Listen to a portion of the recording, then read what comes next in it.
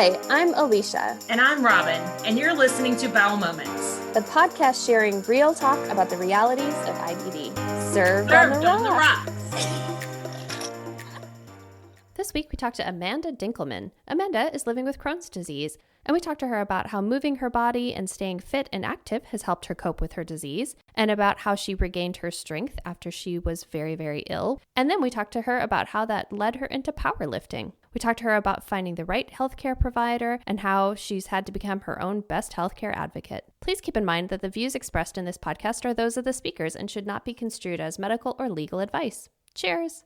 Hi, everybody. Welcome to Bowel Moments. This is Robin. Hey, guys. This is Alicia, and we are so excited to be joined by Amanda Dinkelman. Amanda, welcome to the show. I'm happy to be here. We are very happy to have you.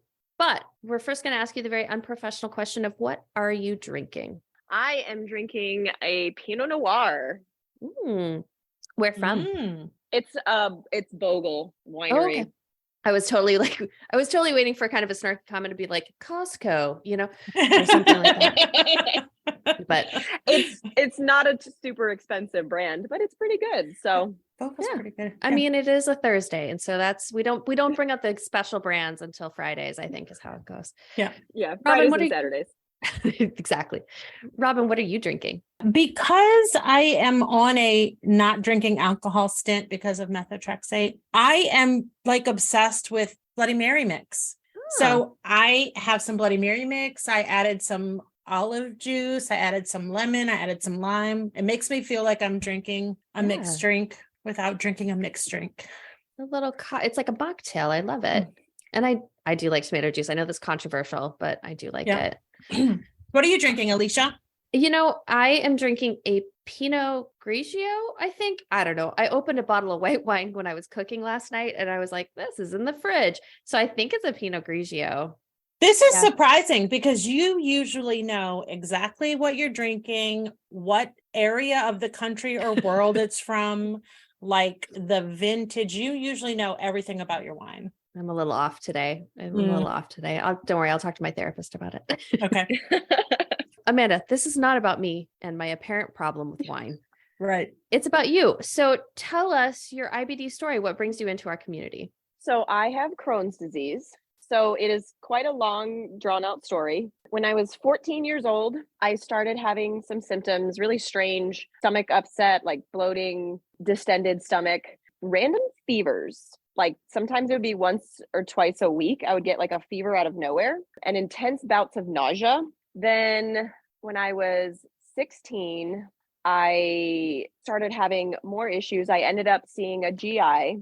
He ran a bunch of tests. Nothing came of that. Nothing came from those tests. So no diagnosis or anything like that. My period even disappeared. Yeah. So then probably 5 years later after that, I was having a lot more stomach issues. Because like the bloating and discomfort in my stomach and like with my digestion would kind of ebb and flow. Like it would be better and then it would be worse. And about 5 years after that, I went to an allergist to just kind of take a stab in the dark. He did some tests. My inflammation was off the charts, he said. And referred me to a dietitian who put me on an elimination diet. We ended up taking gluten out of my diet, which ended up helping for a while. And about another 5 years after that, I was having more symptoms. So I went and saw another GI who did, colonoscopy, endoscopy, all of this stuff. And finally they did the pill cam. And I got diagnosed with Crohn's disease because it was like the pill cam found it in my small intestine, like right after my stomach. And so, that was how I was diagnosed with Crohn's disease. Let's see. Since being diagnosed, what were you going to say? Well, while you were thinking, I was just going to ask you, I don't think we've had anybody that's had the pill cam before, have we? We haven't asked about it. Like, I'm fascinated right now. Like, what was that like? So with the pill cam, literally, I went into the office, like first thing in the morning. I might have had to do a prep, like a colonoscopy. Then, or maybe it was I just didn't have to eat. I don't remember. But went into the office, took this pill, like it was a giant horse pill, took the pill, and I had to have this, like, it was like a receiver around, like, it was almost like a little cross shoulder body bag. that was a receiver. Then I had to carry that around with me all day. Then at like, it was like 8 hours later, I had to go back in and they would take the receiver back and like do all of that stuff. And then like, that was it. Very strange. So I did actually see some of the films from the pill cam. But did you poop it out? Yeah, I was like, what happened to the pill? Yes, you poop it out. I didn't see it, but yes, it just, you poop it out like normal. You don't have to like, they don't collect it or something. I don't know. I feel like that's expensive. That's expensive really technology. I don't know. I feel like that's not an inexpensive form of technology to just. Right. But also Amanda has a point. Like, do you want to swallow somebody's poop? Do you really want to collect that and reuse it? Probably not.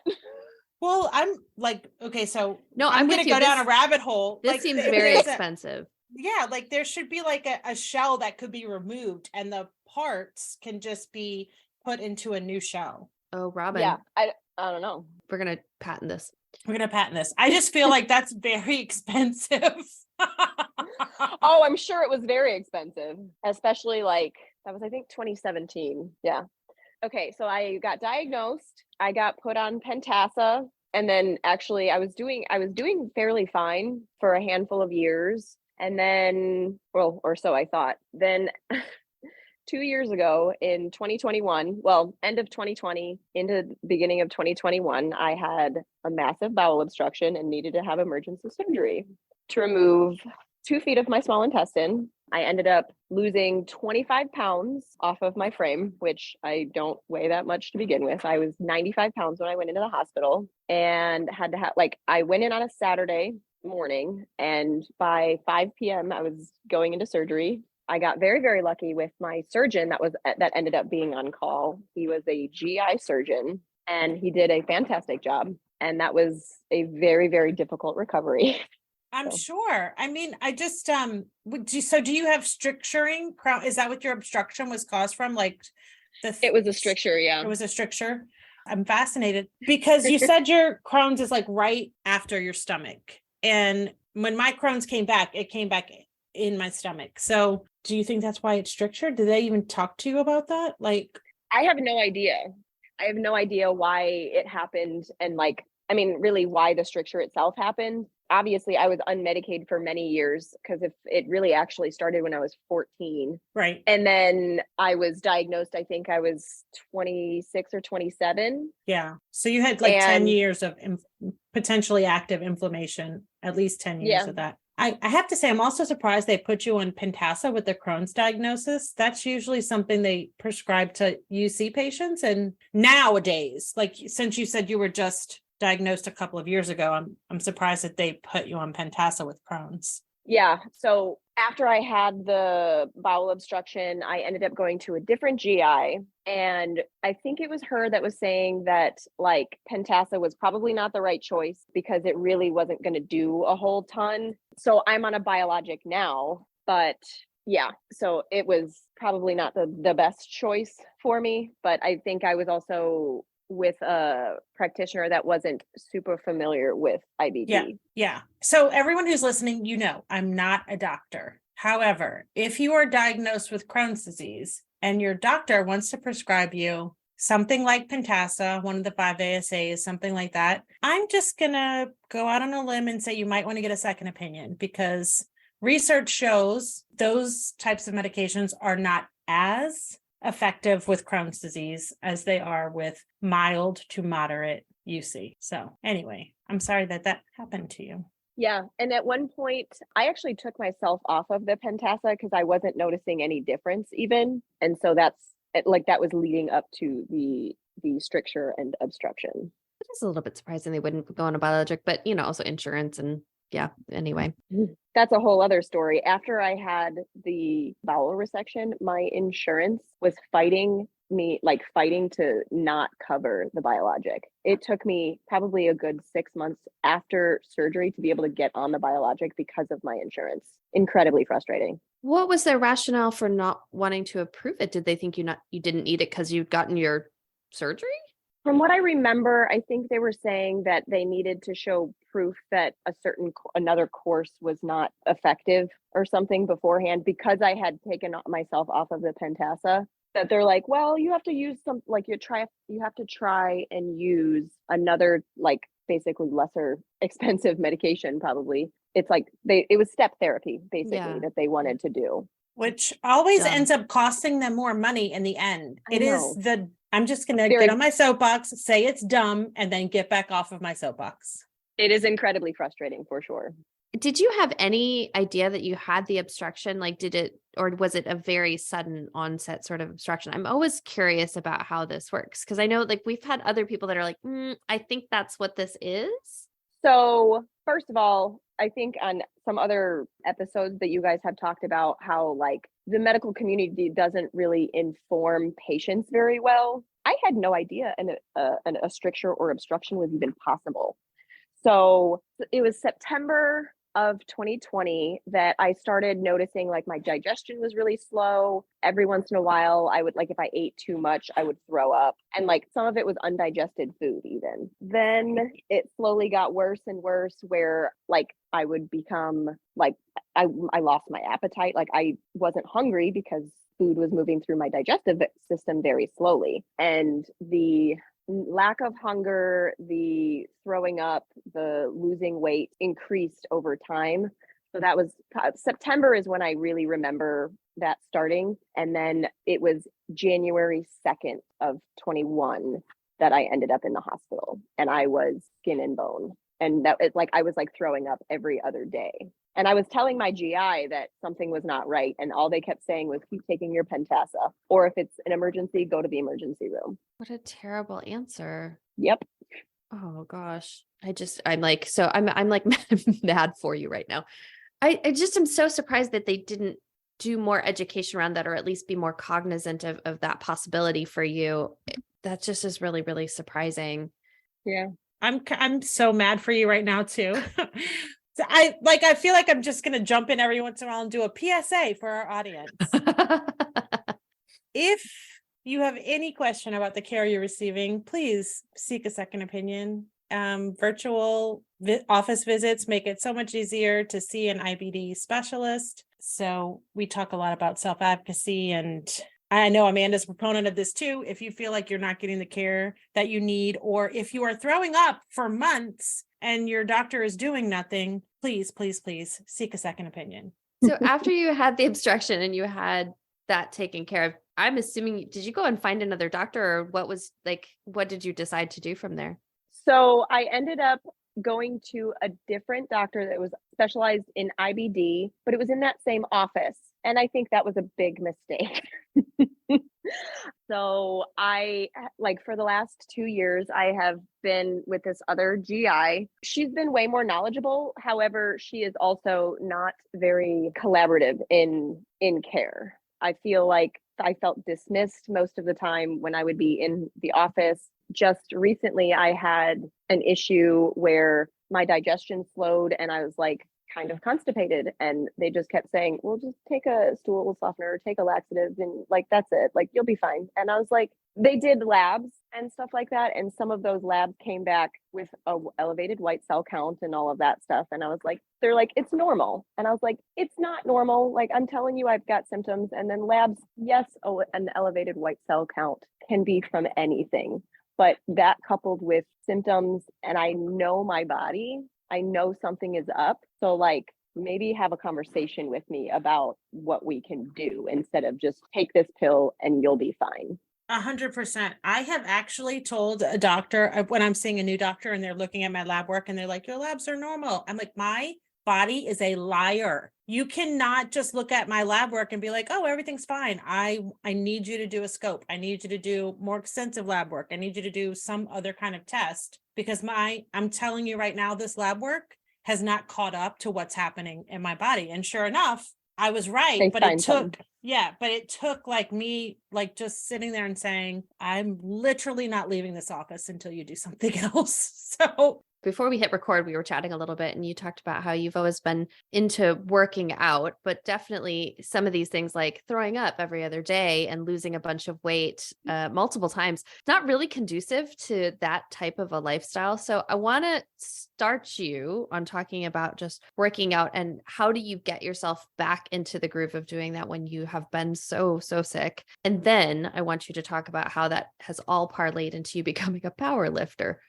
All right. So I have been active most of my life. Growing up, I did sports. And then in college, I found running, which I loved doing running. And then I did find a little bit of weightlifting a handful of years ago. And I had actually gotten really strong right in the beginning of 2020. I got very consistent with working out. I started pushing myself to like lift heavier and like continue to run long distances. Then when I started to get very sick, by December, I basically was like sitting on the couch, so exhausted just from existing. And I became a shell of the person that I had been, which was very frustrating. But then once I got the bowel resection, like I couldn't sit still.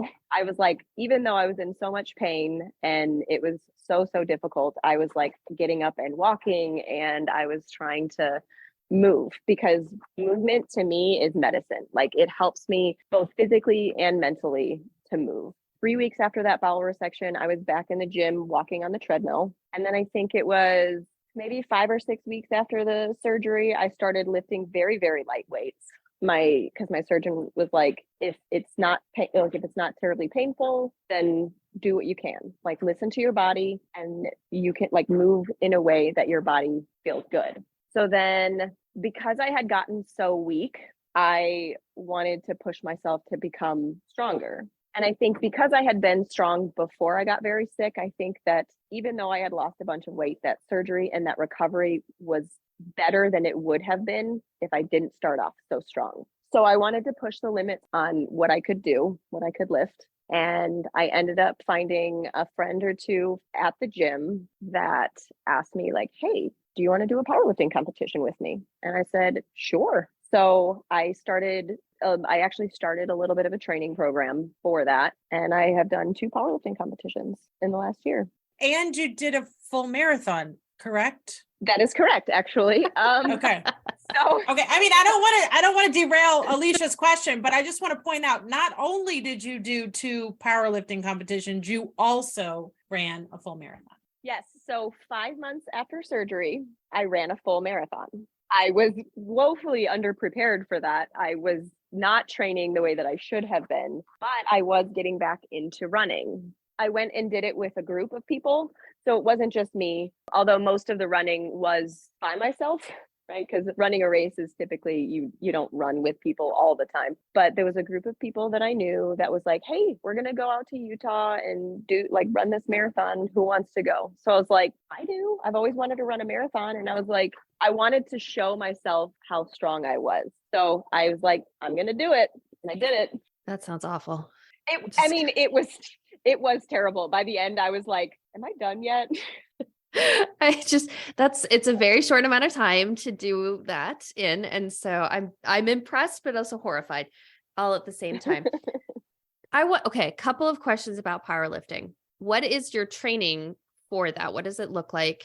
And then what exactly are you doing in a competition? So, I mean, I guess I can start with like what a powerlifting competition entails. So it is 3 main lifts. It is a squat, it is a deadlift, and it is a bench press. And so training for that basically would be, you would train each individual lift, and there's different approaches to it. But the way that I did it was, you have like your 1 rep max, which is like the most weight that you could do for 1 rep. And so you take that and you could do like percentage work, right? So like you start out with a lower percentage. Like, so week 1, you'd be doing, higher rep ranges, maybe 10 of like 60% of your 1 rep max. So then you increase the percentage as you decrease the reps of it. And so you kind of that's one approach to do it. There's other approaches to it, but that's what I did. When you're in a competition, are you in like classes of like by your weight or by how much you average, or is it just here's a group of people, they're all going to do bench presses and whoever lifts the most wins. So there are weight classes, and also there are like age classes, I guess. I don't know if that's the right word, but like there's like a junior, and then there's like just the standard, and then there's like a master's. So depending on which federation it's in, like the masters or like the submaster or whatever. So like in APF, I believe submaster starts at 33 to like 44, and then like 45 and up is like a master or something along those lines. So with the different age like brackets, there's a coefficient that, so like you would be able to compare somebody that is, 55 with somebody that's like 25 on an even scale. So like difficult to explain because I don't know if this feels like there's a lot of math involved. Yes. I mean, so you're not the one, like the judges and stuff are doing all of that, but that's basically just for ranking. However, like when you're there's people of all different like ages and sizes and all of that stuff doing it. And it goes like, you tell them how much you want to attempt, and then the attempts go from lightest to heaviest, and then you go back through, you get 3 attempts at each lift. So does it feel like you're competing against other people, or you're competing against yourself? Yourself. So Okay. at least the 2 competitions that I've been in have been very supportive of one another. Yes, technically you're competing against other people if you want to like place or do whatever, but in like, amateur and stuff like that, it's actually a very supportive community, which is really nice.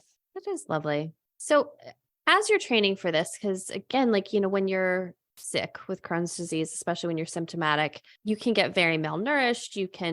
It seems like that's not the optimal time to be doing some of these activities. So have you had to change anything about like how you eat or what you do to keep yourself as active as you are with your Crohn's disease? Because I'm guessing there are times where it waxes and wanes for you a little bit, where it's like, I'm feeling so great now and better other days. So I've been actually very fortunate. Other than like after my bowel resection, I have had minimal symptoms, which is the really weird part, because even like beforehand, I would never let, like bloating or like stomach discomfort really stop me that much. I just am hard-headed, I guess. I don't know. But since having the bowel resection, I haven't really had many issues with flares or many symptoms. So I've been very fortunate in that way. So I've just kind of gone with the flow. I do try and eat in a way that is nourishing. I try to not eat a ton of processed foods. I try and eat, minimally processed as I can in general. So I think that has helped because when I cleaned up my diet originally, because when I was a kid, I was a terrible eater. I lived on, peanut butter and jelly and like cereal. That's the joke in my family. Is that was what I grew up on, and like that was all I would eat. It sounds like, because of the things that you're doing, like going and starting lifting and working out in that way shortly after your surgery, and just in general, it sounds like you're very in tune with your body and very aware of changes that happen in there. I know that this is a struggle for some of our folks with inflammatory bowel disease to trust their body, because their body has become untrustworthy. So has that been something you've experienced because of this, and sort of how have you gotten to the stage where you are as attuned as you are? That's a really good question. I have noticed that in general, there are so many people that are so disconnected from their bodies. And with the type of culture that we have, like just override what your body's signals are, that is a huge detriment, especially with people with a chronic disease. Because if we divorce ourselves from our bodies, like your body is actually pretty smart. And I know that sometimes it can feel like it is betraying you, because I know I have felt that myself. But if you try and live in your body, it's more about noticing the small changes that happen. And for women especially, right? Like we have our monthly cycles and our hormones change daily. And so that can be really difficult because we don't always feel the same day to day, but it is taking note of what is going on. And I think part of me started learning to notice those things when I started having a lot of my issues, and I would go into the doctor and they would ask me like, well, what about this? Well, what about this? Or like, when does this happen? Or like, was what you ate impacting it? And so all of the questions that like doctors that are probably better, right? To try, like, are asking to try and learning and understanding what's going on in your body made me be more self-reflective in my body and what is actually going on. Having a journal of like how you're feeling, like what you ate even, and all of that stuff in the way beginning definitely helped, because if you have to write it down, then you have to notice it in order to write it down. And if you're like, I need to keep a journal of this stuff, it helps you be more cognizant of that. I would agree with that at the beginning, but honestly, if I went to a doctor at this point and they told me to keep a food journal, I would probably just whack them over the head, maybe throat punch them. I don't know. Just after a certain amount of time, you're like, it's not helpful, but it was definitely helpful in the beginning. 100% agree with you. And I also, to learn. And again, PSA, it's okay if you still don't trust your body. I feel like I'm saying this to myself more so than everyone who's listening, because we talked to Natalie Hayden recently and listening to Amanda and Natalie. I'm not there yet. I've said that on the show before. Like, even I've had a couple of times where we had guests where I've texted Alicia afterwards and been like, maybe you should edit out what I shared, because I didn't feel comfortable. And it always went back to what I was sharing about how I was feeling about not trusting my body, because I am living in that ditch right now of not trusting my body, trying to listen to it, trying to notice the things like when my hair is falling out, letting my doctor know that I need to have my iron levels checked because my hair is falling out. And that means that I'm anemic again. So that not only I'm anemic, but that means that I need to start getting iron infusions again. For me, trying to be quiet enough to listen and notice those small things, just like you said, but also getting past the hurt and betrayal in order to acknowledge that those things are still happening and I can address those things. Those are small things that don't take an enormous amount of energy to address and would actually make me feel better. But it is like a process for me to get every single time to get past the betrayal, to notice what my body's doing in order to take action to address it. So I guess what I'm saying is I want to get to where you are. And I'm just not there yet. And that is cyclical, because I used to be where you were. And then my body decided to be a jerk again. And so then I lost all of that. And so for people who are listening, who are in the same place that I am, you can get there again. I mean, I'm in therapy, so hopefully that'll help. So one thing I was going to say is, well, actually two things that kind of go with what you were saying. One, I am also in therapy. I've been in therapy for 2+ years now. And I think that in there, I have learned a lot more of self-reflection and self-awareness. And I think that is very, very helpful, like not only for your mental state, but also your physical state, because your mental and your physical are very interconnected with one another. Also, like a meditation practice would be really great for something like that, because it is time to literally sit still. And if you have time to sit still and like just, yes, meditation can be difficult because all of the things pop into your head. But if you have time to just sit, then maybe you might be able to start noticing the different things in your body, like the subtle changes in your body. And it's a way to get more familiar with how like the sensations within your body. I agree with that 100%. And like you said, some people just automatically think meditation is difficult. I'm not going to do it. So I would even go further to say, if you feel that way or have struggled in the past, sit in silence and do a body scan, a very slow like body scan where you're not like actually meditating. You're just like checking in with each part of your body. Like, how is this feeling today? How is this feeling today? How is this feeling today? And you can get to a place where you can actually like, that's like a baby meditation practice for me. So I agree with you 100%. That is definitely help you get back in touch with your body. That's good advice, because also it starts to help you recognize what part of you might actually be having an issue. And it could be that it's something other than your Crohn's disease or your other chronic illness as well. And I would imagine that takes some time too, because there are going to be times where something feels funny, feels off, and it was just bad shellfish. You know what I mean? Or, and it wasn't your Crohn's disease. And so trying to distill down of like, okay, is this thing that's happening to me something that I should worry about, something I should bring to my doctor's attention, something I should go to the emergency room for, or just bad shellfish? Like that takes a little bit of time to figure that out. And it takes living in your disease a little bit longer to really figure that out. And Ramen, in your case, you thought you had that all figured out and your body's like, haha, middle fingers, so yeah, I understand that you're kind of not happy with your body. Sorry about that. Sorry about the whole like almost dying thing. That's really shitty. I hate it. Therapy helps. Therapy helps. 100%. Thank you for bringing that up. I appreciate that because you come across as like very centered and like Zen. And so I appreciate the fact that you acknowledge that might have come with some work behind it. Oh, 100%. It's come with so much work. So much. But it's important to acknowledge that because I do think like people don't know what's happening in your chronic illness that don't have your chronic illness. Like people don't know what's going on behind the scenes of all of the things you've done to actually get yourself to this place of like, I am accepting and I'm aware and all these things. Since we're talking about providers, I want to back you up to your, sounds like somewhat rocky interactions with the medical community.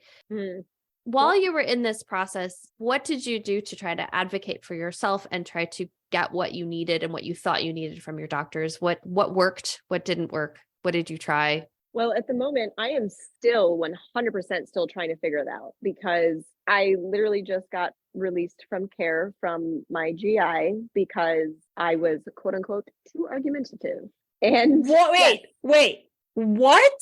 Mm-hmm. Okay. Because I wasn't, so that this goes back to like, I was experiencing some symptoms and I was just like, and they were just like, take this pill and you'll be fine. And I was like, that really doesn't address the problem now, does it? We need to figure out why this is happening, not just give me a pill and it'll go away. Like it's not actually getting to what's the problem. And yeah, so when the nurse called me to tell me that, and I said, that's not really a solution, is it? And she was like, okay, I will tell the doctor that. And then a few days later, I got a certified letter that I was released from care.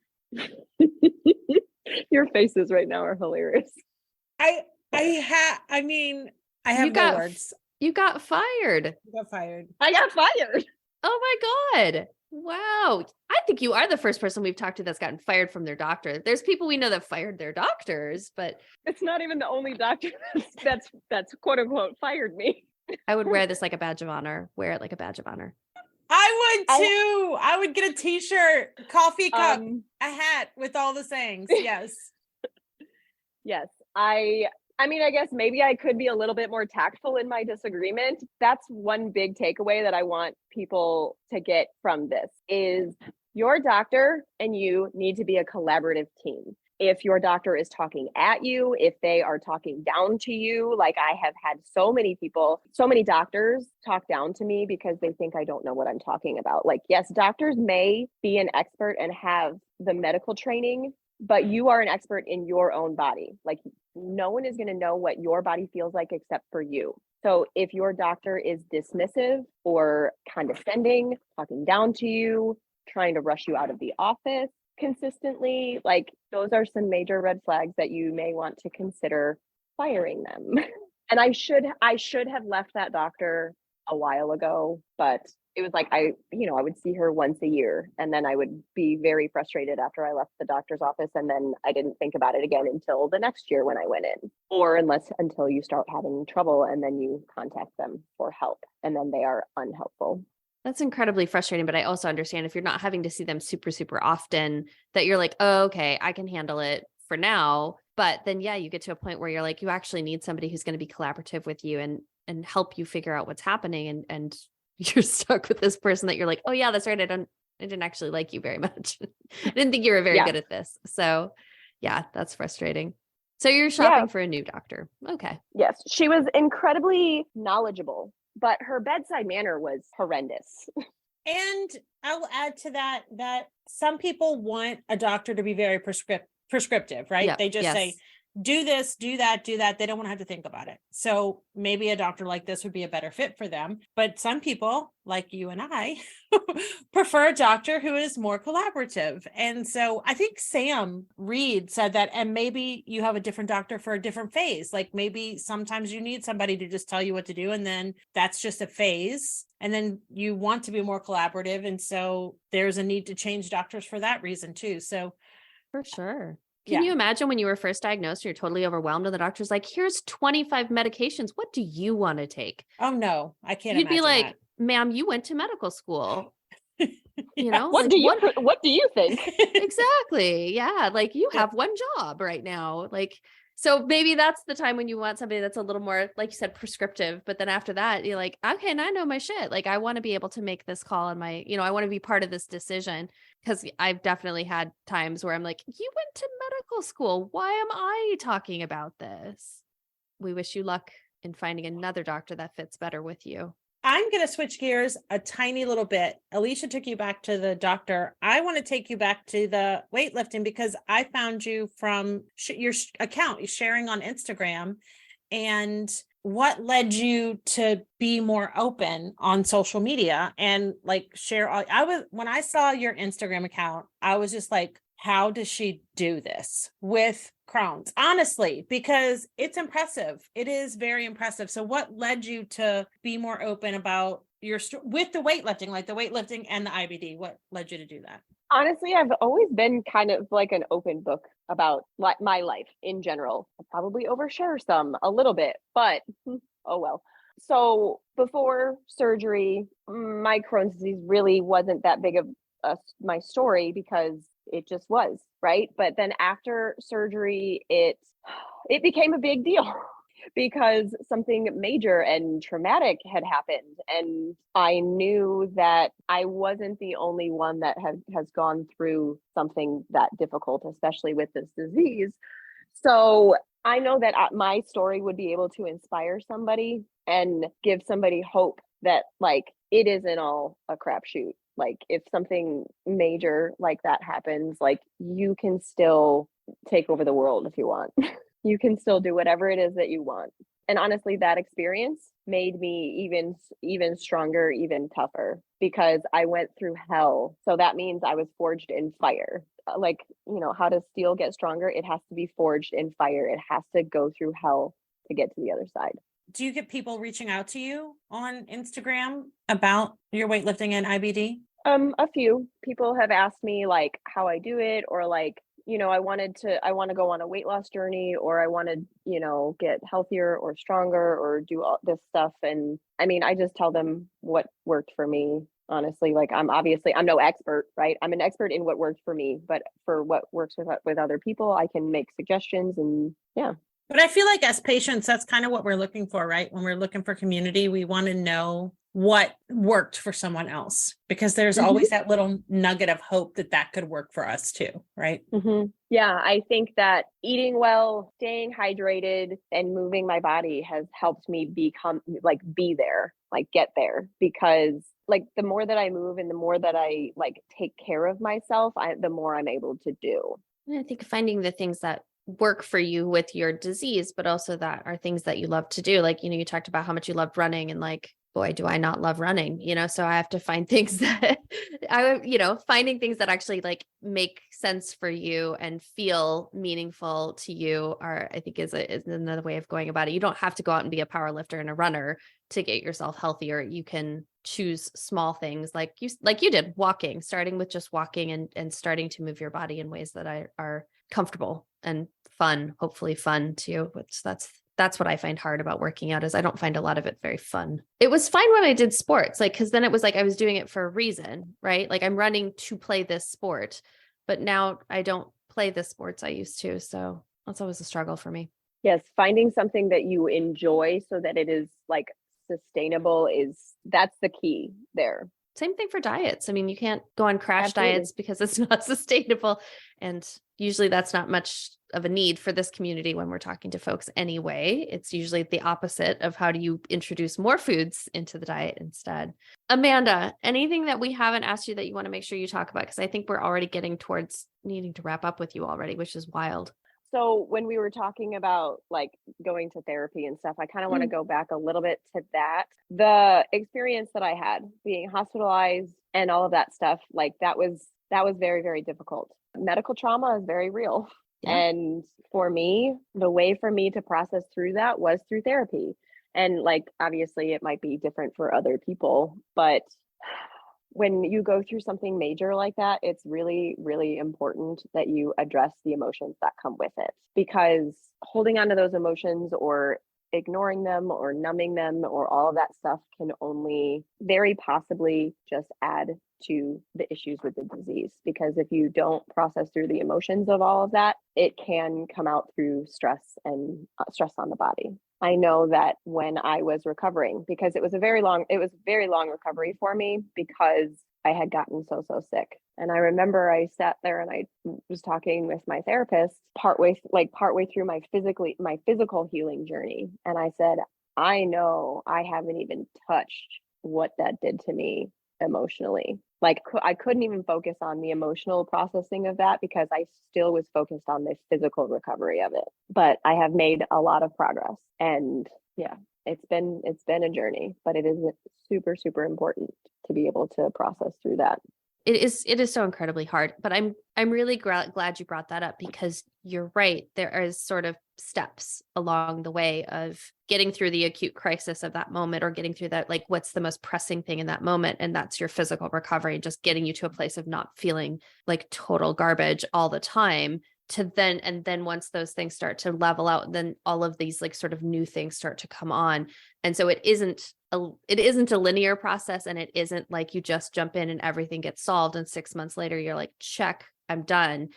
Especially when something is this big, it is something that's going to take time, and it's like an onion. You just got to keep peeling back the layers until you really get to the center of it. And that's going to take a while. And so I'm glad you brought that up, because I think so much of our culture is like, we go to the doctor gives us a pill, we're better, done. That's, I think, what people account therapy like too. It's like, okay, I go to the therapist, we talk, and then check, I'm done. And that's no. I love that you're just laughing. Like I said, I've been in therapy for over 2 years, and don't get me wrong, I've seen massive, massive changes in myself, but it wasn't like, it took a long time to see those improvements. Like, therapy is never going to be a quick fix like taking a pill is going to be. It really would be nice, wouldn't it? Me too. I wish too. I don't know if you heard in a previous episode, I did say that I went to therapy because of panic attacks from my medical trauma. And so I thought I was going to go have a few sessions, and she was going to give me tips and tricks to help me manage my panic attacks. And then I was going to be like, done, no more therapy. And so I went for a few sessions and then stopped going. And then a few weeks later was like, oh no, I still need therapy. And immediately made another appointment. And I was like, I'm back. I apparently still need this. And here we are. I don't know, a year and a half later. So medical trauma is no joke. It's no joke, man. Yeah. So mine happened over 2 years ago. And just today, thinking about this interview, I was thinking about what I wanted to say and all of that stuff. And I got emotional and I almost started crying at work today because I was brought back to laying in that hospital bed and just feeling so overwhelmed. And I didn't know how to move forward. So obviously it gets better, but sometimes those waves of emotion come over you years later. It absolutely does. And I think it's important to acknowledge that, because I think a lot of people then start to feel like a failure, because you're like, oh, I thought I've dealt with this. I've already done all this hard work, and then it comes back again, and that is unfortunately just part of, your brain remembering, your body remembering these things that happened. And it gets easier. It gets better with time and with the tools that the therapist can help you use when you hit those moments. But it doesn't suck less in that moment when you're like, God damn it, I thought I was done with this. I thought this was over, so that's hard. That's really hard. And I'm sorry. It makes me sad to hear that that happened in coordination with talking to us. So. Oh, no, it's totally fine. It just, when I feel I guess it was more I was overwhelmed, but it was also because of how far I've come. The insane arc of this story over the last 2 years is so I still can't believe it. And it happened to me. I lived it. So just remembering how far I've come, I got emotional because I remembered how far I've come. Good. And that's to be celebrated. It really is. Because again, that has come with a lot of hard work. and a lot of diligence on your part in doing the things that you really needed to do to make meaningful change. I think that's different. I think, I say this as somebody who's not super great at meaningful change. So I'm real good at deflecting and all these things. And so, I mean, digging down and really doing that hard work is not, it's real sucky sometimes, and it's real hard. And so, it's to be celebrated that you've come that far and that you were able to have that moment and go, I'm emotional because I was able to overcome this, that I came from a place of like reflection and positivity, really, ultimately. So good job. Yeah. High five. High five. Yeah. And like learning to be able to sit in those feelings that maybe are like a little bit uncomfortable. Mm-hmm. Yeah. We don't do that well. Especially we as Americans, we don't like to be uncomfortable. 100%.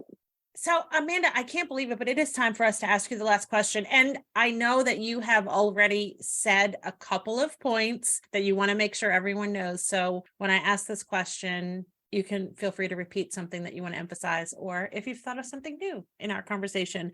But what is the one thing that you want to leave the IBD community with? What's your one piece of advice? I think I want to reiterate that you need to make sure to find a provider that is going to work with you, because that has been the biggest takeaway that I have had. And I'm still struggling to find one that is able to collaborate with me in a way that is conducive to helping me feel my best. I agree with you 100%. I have fired doctors before, gone and find new doctors. I've said on the show, mid-surgery, like in my J-pouch procedure, left my doctor mid-procedure. So it is, I can't emphasize enough your point of finding the right provider for you. So I encourage everyone to do that as well. And now it's time for us to say goodbye. Thank you for listening. Thank you for being on the show, and cheers. Cheers. Cheers. Hi, this is Amanda. If you enjoyed this episode, please rate, review, subscribe, and share it with your friends.